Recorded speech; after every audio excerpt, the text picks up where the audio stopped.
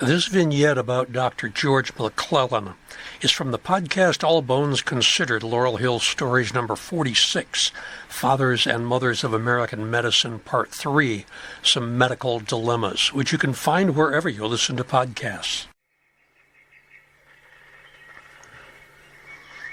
If you mention the name George McClellan to most people in the United States, they conjure up an image of the controversial Civil War commanding general and 1864 presidential candidate. He is one of the 4 Pennsylvania generals most highly honored at the Civil War Memorial in Fairmount Park, along with George Gordon Meade, Winfield Scott Hancock, and John Reynolds. He may be best remembered as the man about whom Lincoln said, "If General McClellan does not want to use the army, I would like to borrow it for a time." General McClellan is interred in Trenton, New Jersey. But if you mention the name George McClellan in Philadelphia, many people will ask you, which one? Years before General George Brinton McClellan clashed with Lincoln, his father, Surgeon George McClellan, was butting heads with the Philadelphia medical establishment. George McClellan was born at Woodstock, Connecticut on 22 December 1796. He was descended from Highland Scotsmen, his family having immigrated from Kirkcudbright on the Dee. His great-grandfather, William McClellan, fought with the Jacobite army of Charles Edward Stuart at the disastrous Battle of Culloden in 1746, and, like his brother-in-arms Hugh Mercer, emigrated to the American colonies shortly afterwards. George's grandfather, Samuel McClellan, was wounded in battle during the French and Indian War, and he became a businessman in Worcester, Massachusetts. When America's war for independence from Britain broke out, Samuel became commander of a county militia. After leading troops at the Battle of Lexington and Concord and Bunker Hill, Samuel was made a brigadier general in 1779. For the rest of his life, he was known as General Sam. General Sam was married to Rachel Abbey, a descendant of Massachusetts Governor William Bradford. George's father, James McClellan, Esquire, was a wool merchant devoted to manufacturing interests, but he was also president of Woodstock Academy, a prestigious high school in Connecticut, which he and his brother John had founded in 1801. James married Eunice Eldridge, a woman who had lost 11 close relatives in the 1781 Battle of Fort Griswold in Groton, Connecticut. George McClellan was their only offspring. George's mother died when he was 8 years old. George inherited a lot of militaristic characteristics from his relatives. From boyhood, he was noted to be fierce, energetic, absolutely fearless, quick in conceiving, always sure of his conclusions, emphatic in speech, and enthusiastic about everything he undertook. He attended Yale University as a sophomore and graduated in 1816 when he was 18 years old. He then moved to Philadelphia, where he attended the University of Pennsylvania Medical School, the most prestigious in the country. He graduated in 1819. He was described as being of medium height, with a large symmetrical head. These were the days of phrenology, of course. Thick hair, heavy eyebrows, a well-formed but somewhat projecting chin, high cheekbones, deep-set, quickly glancing blue eyes, a firm, compressed mouth, and a manly smile.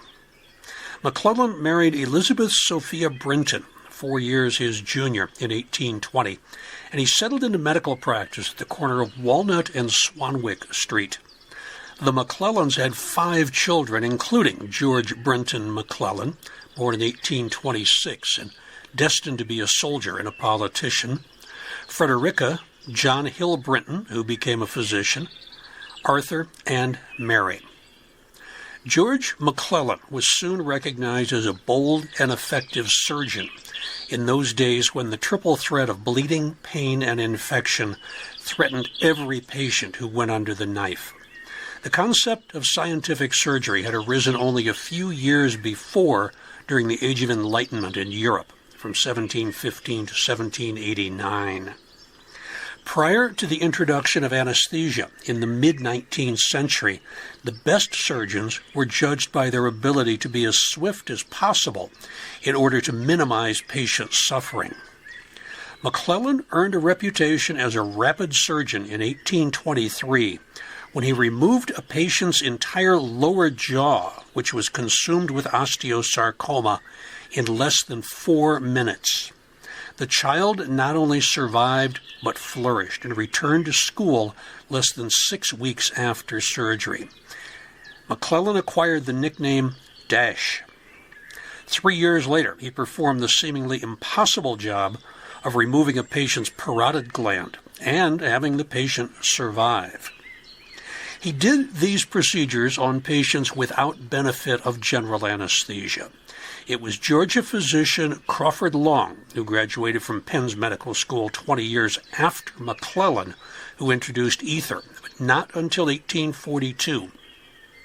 The concept of antiseptic surgery was also totally foreign to McClellan and his contemporaries. Progress in battling infection was not made until the Hungarian doctor Ignaz Semmelweis introduced compulsory hand washing in 1847. That was the year of McClellan's premature death. Joseph Lister's work on antisepsis was not introduced until the 1860s. The third bugaboo of surgery, hemorrhage, was one that McClellan had mastered. In fact, his graduate thesis was entitled The Tying of Arteries. He published his views of arresting excess bleeding from surgery in 1823, and he taught them to his students for the rest of his life. Medical education in the United States was primarily conducted through the apprentice method until the mid-19th century. The first medical school in the American colonies had been established in 1765 by John Morgan and William Shippen, Jr., young Philadelphians who had recently returned from Europe, where they had received medical degrees from Edinburgh. It was Morgan who managed to convince the trustees of the College of Philadelphia to establish a medical college. When the college opened, it had a 2-man faculty. It was not until 1767 that the Board of Trustees, headed by Benjamin Franklin, decided to confer degrees, and on 21 June 1768, 10 men received the first medical degrees granted in the American colonies. In 1767, the second medical school was established in the colonies, this one in New York City. The next entries were not until the United States became a country. Harvard in 1782, Dartmouth in New Hampshire, 1797, Transylvania in Kentucky in 1802. And then there was an explosion of American medical schools. 26 new schools established between 1810 and 1840, and 47 more between 1840 and 1877. But that first medical school in Philadelphia, now known as the University of Pennsylvania Medical School, was still considered the best in the land, the one which other medical schools aspired to emulate. It attracted students from all over the country, and its facilities were no longer able to handle the crush. In the winter of 1817-18, the class reached 465 students, and 87 graduated. The lecture rooms were crammed, and many students abandoned the university campus to attend anatomy lectures being presented by its graduates, including Dr. McClellan and Dr. Eberly, who lectured to standing room only crowds at Charles Wilson Peale's Apollodorian Gallery. As usual, George McClellan went against the grain. He had his own ideas. He wanted his own medical school so he could teach his theories of medicine and surgery. In the fall of 1818, he drew up a plan for a second Philadelphia Medical College, and he applied to the state legislature for a charter. The University of Pennsylvania had a lot of influence at the state level, and they feared that another school would cut into its prosperity. So they fought against that new school, and they won. McClellan's initial attempt at a new charter was unsuccessful. Now, the University of Pennsylvania Medical School started to lose its power in 1820 when a doctoral candidate, John G. Whildon, a student of Dr. James Rush, was required to excise passages from his thesis which the Board of Trustees felt were offensive to certain members of the faculty. Whildon removed the offending passages, but after receiving his degree, he had the unexpurgated version published, but italicized. The items that had been excised were italicized when he put them back in. This incident seemed to give McClellan's desire for another medical school a second wind. He firmly believed that students would flock to the city in numbers proportioned to the increased facilities for education. In other words, if we build it, they will come. McClellan got a brilliant idea. Rather than trying to start a medical school without a supporting university, he would find a willing partner in an existing university. In 1824, he approached Jefferson College in distant Canonsburg, West Pennsylvania. It's 20 miles southwest of Pittsburgh, more than 300 miles from Philadelphia. The city of Canonsburg had been founded in 1791, and it received a charter for Canonsburg Academy 3 years later in 1794. In 1802, it underwent a name change to Jefferson College, the first institution of higher learning west of the Alleghenies, and named for the third president. McClellan and his eager partners offered Jefferson the opportunity to become connected with a medical school that was to be located in Philadelphia. Over the next 2 years, the trustees of Jefferson College applied to the legislature of Pennsylvania and obtained an enlargement of their charter that authorized them to appoint 10 additional trustees, but in the city of Philadelphia. And this is how Philadelphia got its second medical school. The new Jefferson Medical College was an immediate success, and it conducted its first lectures in the old Tivoli Theater on the south side of Prune Street, now Locust Street, below 6th at what is now 518 and 520 Locust. The first class numbered 109. It came from 14, or 2/3 of the states, 2 foreign countries, and the District of Columbia. Directly across the street from the college was the Walnut Street Prison for criminals and debtors. On the east side of the college was the burial grounds for free Quakers. On the western side was Washington Square, then used as the city's Potter's Field.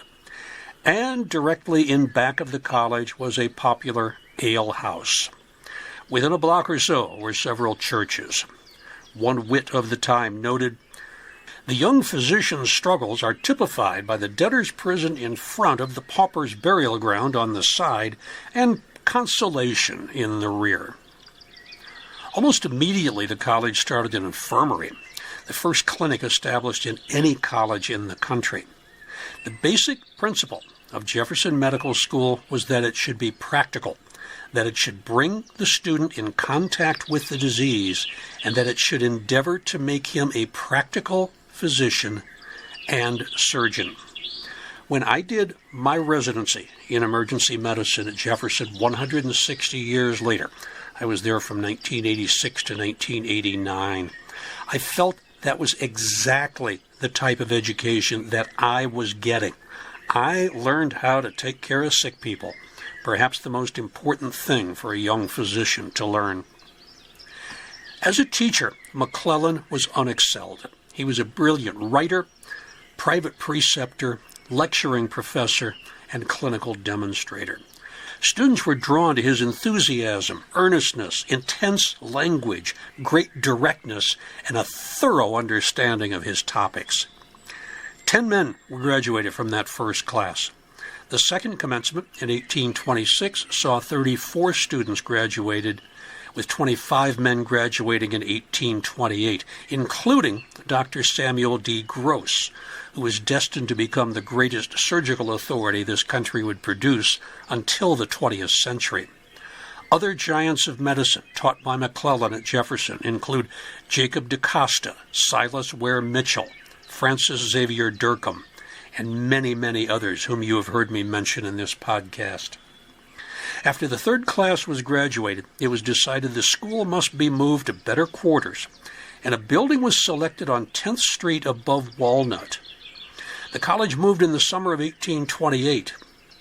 In June 1836, Dr. Robley Dungleson, who had been President Thomas Jefferson's personal physician at his deathbed on 4 July 1826, came to work at the medical school named for his friend and patient. You can hear about Robley Dungleson in an earlier podcast I did. After another enlargement in 1838, the school was granted an independent charter from the state, giving it the same rights and privileges of the University of Pennsylvania Medical School, and becoming the Jefferson Medical College of Philadelphia. The new medical college severed all its connections with the institute in Canonsburg. In 1865, Jefferson College merged with Washington College. It is now known as Washington and Jefferson College. It's in Washington, Pennsylvania. Now, for reasons I have been unable to determine exactly, it was in this same year of 1838 that Dr. McClellan was expelled from the faculty and the board of directors of the medical school that he had founded. I got clues, one reminiscence from one of his colleagues. Dash was one of the great elements of his ever-busy brain, an outgrowth of the eccentricity of his genius. With a different mental organization, McClellan might have been an even greater man than he was, and left a more enduring reputation as a medical philosopher and greater surgical authority. With all his deficiencies, however, he accomplished vast designs, and as the founder of Jefferson, is entitled to his imperishable credits. In other words, it sounds like he ticked off a lot of people, and they threw him off of the board of the medical school that he founded. So what did he do? He decided to start another medical school. He had been through it once, and the second time was a lot easier. This time, he went to the Pennsylvania College at Gettysburg and used them the same way. So the medical department of Pennsylvania College at Gettysburg was founded under his auspices, along with one of his partners in this, the famous skull collector, Dr. Samuel George Morton, whom I covered in an earlier podcast on bad science. The initial course of lectures started in November 1839. Dr. George McClellan was chair of surgery. This school was short-lived. It closed permanently in 1861, which was 14 years after McClellan's death. In 1841, when he was about 45 years old, McClellan resigned his chair and decided to spend the rest of his life in general practice and completing the textbook on the practice of surgery. While he read much, he wrote little, and he took up his pen with reluctance, only at the earnest and long-continued promptings of his friends. On 8 May 1847, Dr. McClellan visited his patients as usual and consulted on a difficult case with one of his colleagues. That afternoon, he was attacked with violent pains in the gastric region, accompanied by vomiting. At 8 p.m., his lower extremities became cold and insensible, and a little after midnight, he ceased to breathe. He was 51 years old. Autopsy found ulceration of the mucous coats of the bowels, and the immediate cause of death was perforation a few inches below the sigmoid flexure of the colon. In death, he was treasured by those with whom he worked. One of his biographers noted, "Kindness to the poor was a prominent characteristic of Dr. McClellan throughout his whole professional career." Another colleague wrote, "Dr. McClellan possessed a sensitive and generous spirit, blended with a confiding manner that strongly marked his intercourse with men. His feelings were quickly excited and warmly expressed at the sense of unkindness or injustice, but there was a magnanimity of his nature that readily forgave an injury. He often regretted the differences into which he was led by the impulsive indiscretion of youth, and emphatically declared that were it possible to live that part of his life over again, his course would be influenced by greater conciliation and forbearance. In connection with this subject, however, it must not be overlooked that the period between the years 1820 and 1830 was one of peculiar professional disunion, and that Dr. McClellan, in common with many of his medical brethren, was hurried into controversies which, if they cannot be forgotten, should at least be remembered with charity. George McClellan is buried at Laurel Hill East, Section L, Lot 46. His wife Elizabeth outlived him by 42 years. His son, Dr. John Hill Brinton McClellan, finished his surgical textbook. He did not live to see his namesake rise to the rank of general and lead the Union Army of the Potomac during the Civil War. He is remembered today by the medical school which he founded as namesake for the George McClellan Surgical Honor Society.